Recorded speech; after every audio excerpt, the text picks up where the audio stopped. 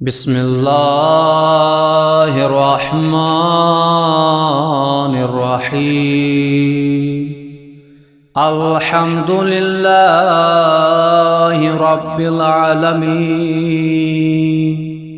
وصلى الله على سيدنا محمد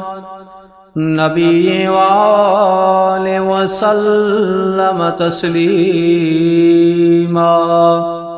اللهم لك الحمد على ما جرى به قضاؤك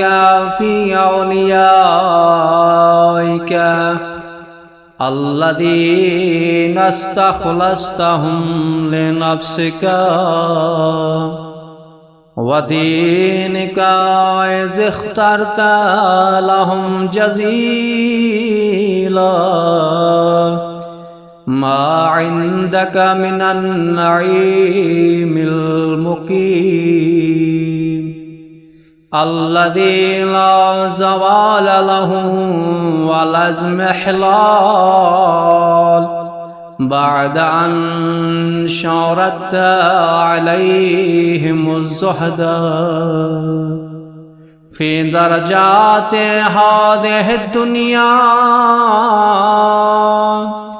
الدنيا وزخرفها وزبرجها، فشرطوا لك ذلك وعلمت منهم الوفاء به، فقبلتهم وقربتهم وقدمت لهم الذكر العلي والثناء الجلي، وأهبت عليهم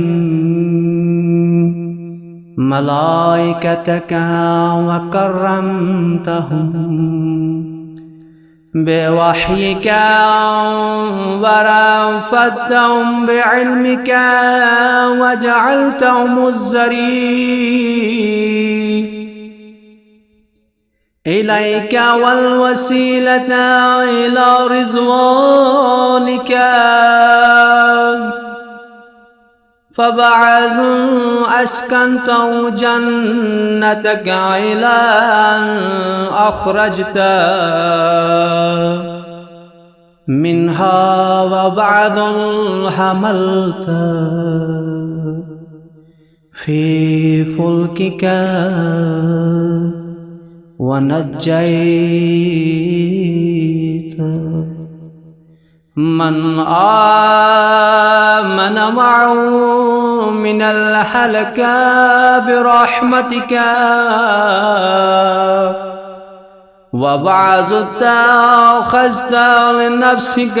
خليلا وسألك لسان صدق في الآخرين.